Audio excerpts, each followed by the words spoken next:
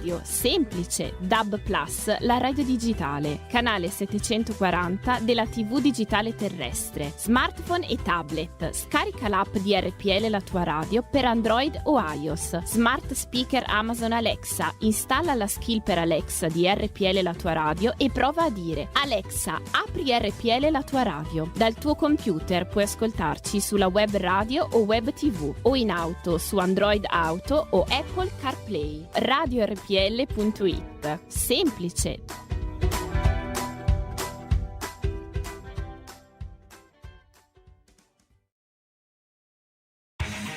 Va ora in onda Giustizia è fatta. E diamo subito la linea all'avvocato Paolo De Ida.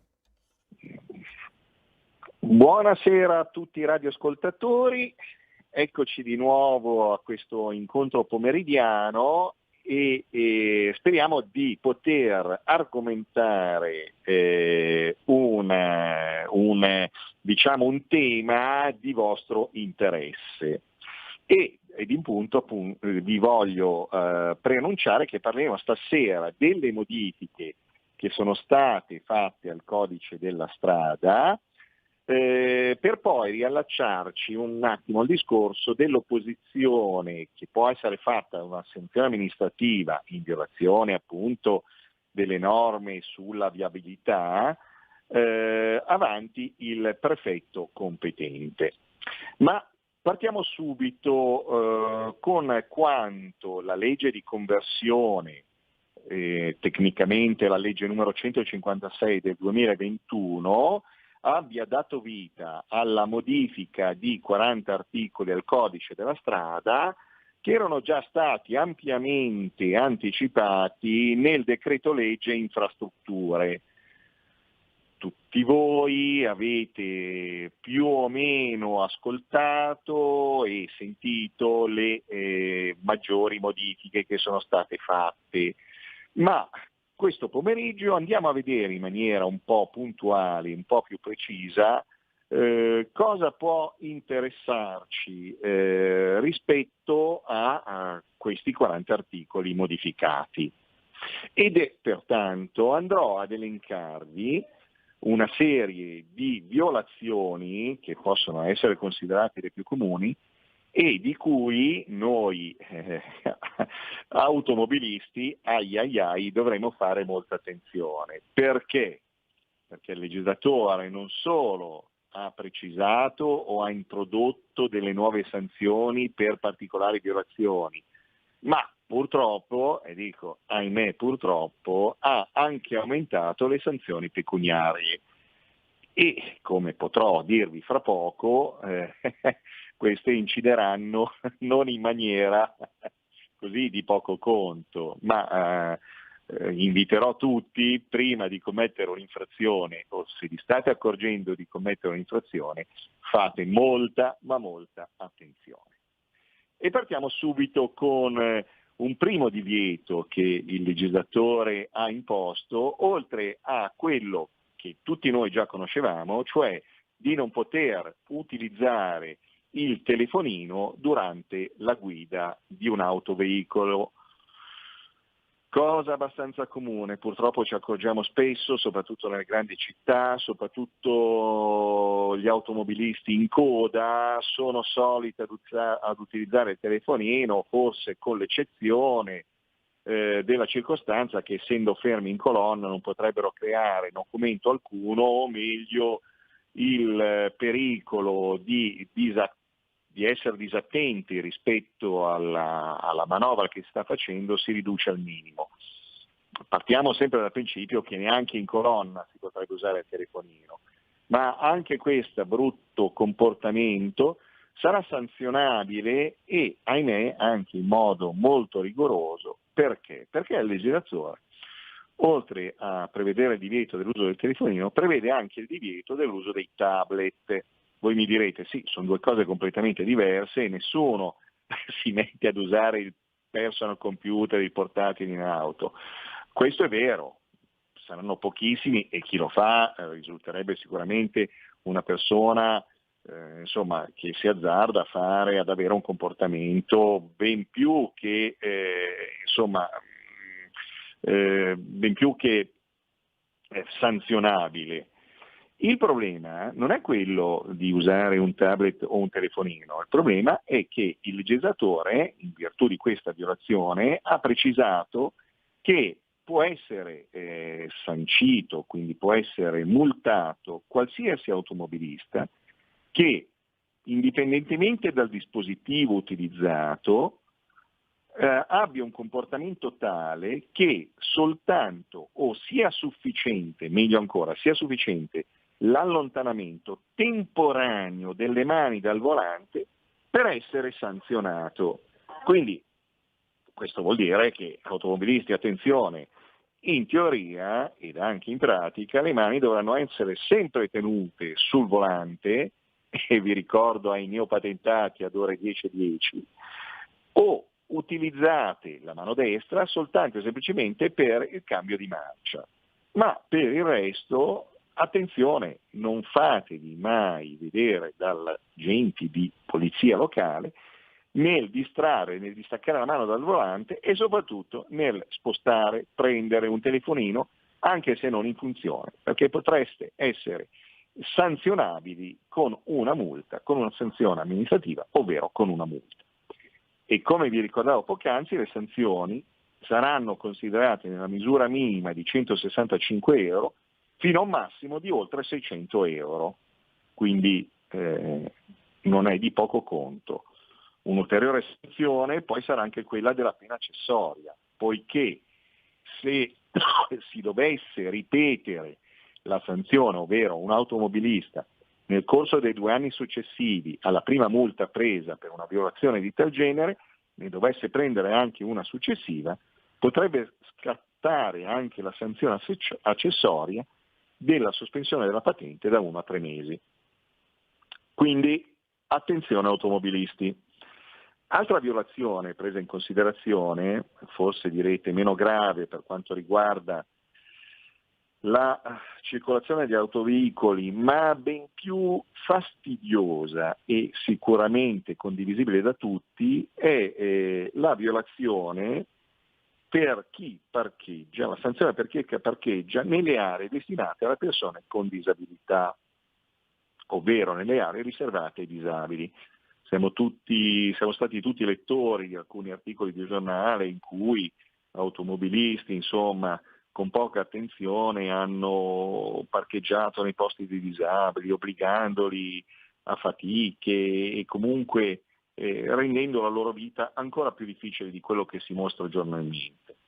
Anche in questo caso le multe sono aumentate e si va da un minimo di 168 euro ad un massimo di 672 euro.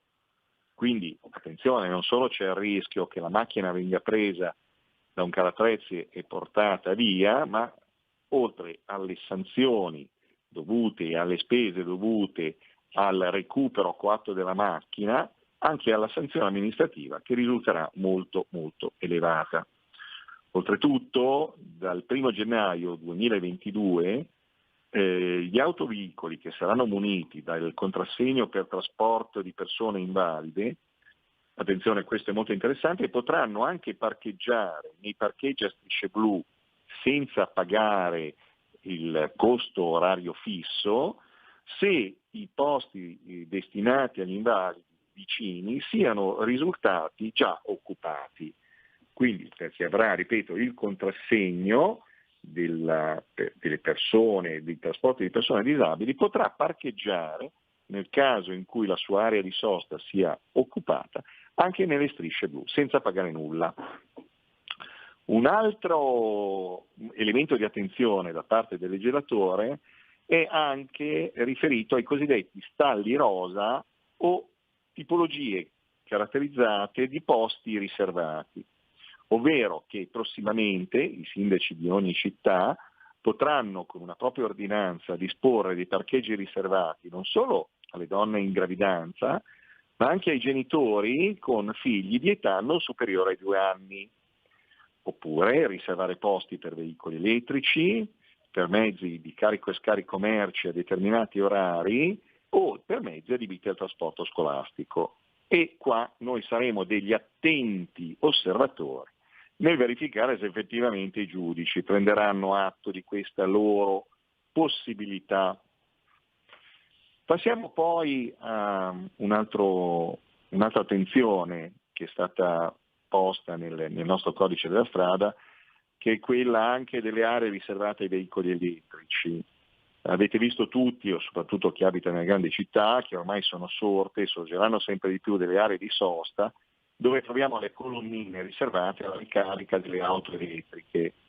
Attenzione però ai proprietari delle auto elettriche, che coloro che utilizzeranno queste aree potranno farlo solo ed esclusivamente per il tempo destinato alla ricarica della propria autovettura, ma non potranno utilizzare in maniera maldestra, quindi parcheggiando la macchina e lasciandola lì facendo finta di doverla ricaricare, perché in questo caso potrà essere a loro inflitta una multa. Quindi attenzione ai proprietari di auto e di veicoli elettrici, soprattutto nelle grandi città. Sicurezza dei pedoni. Il legislatore, presenza di strade senza semafori e comunque in ogni caso dove vi siano degli attraversamenti di pedoni, ha introdotto degli obblighi di cautela maggiore, per cui chi è alla guida di un autoveicolo non solo, come sempre si è dovuto fare fino ad oggi, dare precedenza, rallentare o fermarsi, ma non solo al pedone che abbia già iniziato l'attraversamento, ma anche a tutti coloro che si accingono a farlo. Pertanto in questo caso molta più cautela quando si è in prossimità delle strisce pedonali e si avvisti il pedone già nelle vicinanze, allorché sia sempre lo stesso sul marciapiede, ma che questi si avvicini alle strisce pedonali. Forse cambierà il comportamento di molti automobilisti che non solo non si fermano in presenza del pedone, ma ancorché lo stesso abbia già iniziato ad attraversare, pensando di essere più veloci del pedone, molte volte continuano la loro strada, certi di poter evitare il pedone. Quindi attenzione anche a questa tipologia di guida. Una sanzione poi altrettanto importante, ma forse meno presente, è anche questa, per cui in presenza di passaggi a livello sarà a cura e a spese degli enti gestori di quella linea, diciamo, ferroviaria, montare degli appositi telecamere che possano andare a registrare i passaggi degli automobilisti, sia quando le telecamere quando le sbarre saranno aperte, ma soprattutto nei casi di violazione, quando le sbarre sono chiuse, e molto spesso vediamo ugualmente pedoni o ciclisti che ugualmente si impegnano a passare, ad attraversare le rotaie senza rispettare il segnale di stop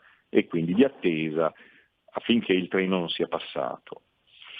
Altri aspetti un po' meno magari anche in questo caso rilevanti, è chi getta i rifiuti dal finestrino dell'autoveicolo, caso abbastanza comune, forse poco perseguito dagli agenti di polizia locale, ma da questo momento probabilmente più seguiti, perché le sanzioni aumenteranno, e sono aumentate, da un minimo di 216 euro ad un massimo di 866 euro per chi butta rifiuti dal finestrino, ed anche nei confronti di colui che gettasse qualsiasi oggetto dall'auto in movimento o qualsiasi senza rispettare quindi quello che sarebbe un buon comportamento, buttarlo negli appositi portarifiuti. Anche in questo caso vi sarà una sanzione da 54 euro a 204 euro.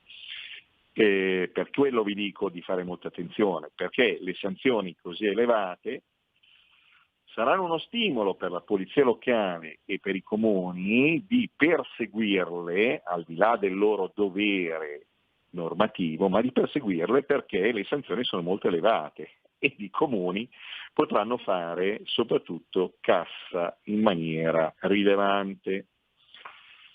Altro aspetto, stop alla pubblicità sessiste o messaggi violenti. È stata introdotta anche questo divieto, cioè molto spesso sulle vie di percorrenza, soprattutto quelle ad alto traffico, la pubblicità la pubblicità che noi rileviamo dovrà stare attenta ai messaggi che verranno mandati. Per cui chi pubblicherà immagini che possono essere ritenuti appunto in violazione di quello che è il rispetto delle donne o cosiddette sessiste, potranno essere rimosse, e così anche i messaggi violenti. Anche in questo caso staremo a vedere quale sarà la prassi, quale sarà il metro di giudizio e come si comporteranno a seconda del tipo di pubblicità. Sarà interessante vedere in futuro quali saranno le tipologie di pubblicità rimosse. Un altro aspetto importante è quello anche per i neopatentati. Forse questo è un aiuto, è un favor del legislatore per chi abbia il foglio rosa, che non varrà soltanto i 6 mesi, ma la validità del foglio rosa passerà da 6 mesi a 1 anno e potrà essere fatta la prova pratica per almeno 3 volte, cioè oltre al primo esame potrà essere ripetuto per altre 2 volte. Attenzione però, coloro che fanno esercitazioni senza istruttore potranno incorrere a sanzioni da 430 euro fino a 1731 euro e con addirittura anche la sanzione accessoria del fermo. Quindi attenzione, la pratica dovrà essere eseguita secondo quanto previsto dalla normativa. Un altro aspetto poi possiamo vedere, questo è abbastanza interessante, ed è quello del monopattino elettrico. Ne hanno parlato i giornali, rimbalzati, critiche, non Avvocato? critiche. Prego? Abbiamo un ascoltatore. Prego. Pronto? Buonasera. Sì, buonasera. Sì, buonasera. Mi chiamo Roberto, chiamo dai Canali. Sì, buonasera, allora, Roberto. abbiamo pazienza. Una cosa che non ho mai capito, poi adesso lo spiego. Prego. Io ho 25 anni di taxi sulle spalle, Sì. 100.000 e passa chilometri fatti. Sì. Io non capisco perché le sanzioni sono 131,58, 128,32, 270,33. No, allora, le virgole. No, mi ascolti, certo. Mi faccio finire. Sì, prego. Allora, qui dove vivo adesso, che vivo all'estero, qua la sanzione è 50 euro. La seconda è 100 euro, la terza è 150 euro, sono multipli 50, punto, e sono molto semplici. E te le vai a pagare al bancomat, se le paghi entro 5 giorni hai lo sconto del 50%.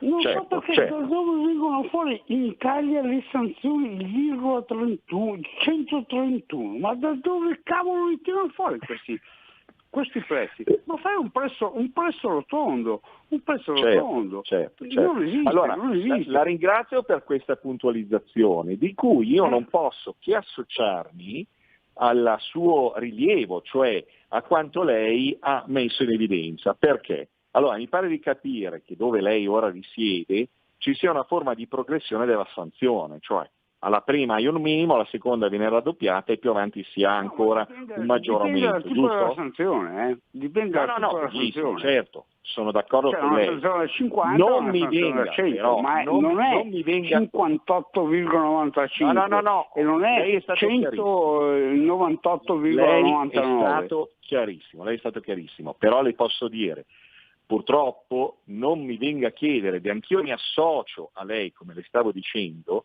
e rimango a volte basito a fronte di questa individuazione di un costo di cui sinceramente non conosco la metodologia o il criterio di quantificazione della sanzione su come viene fatto. Sarebbe interessante ad andare ad indagarlo, perché effettivamente una virgola o un 137 euro più che 168 a volte non si capirebbe, quando invece un principio di chiarezza, di correttezza, di semplicità metterebbe invece di fronte a dei numeri abbastanza chiari e decisi, cioè quello che voglio dire, 150 euro, 200, 300, ecco.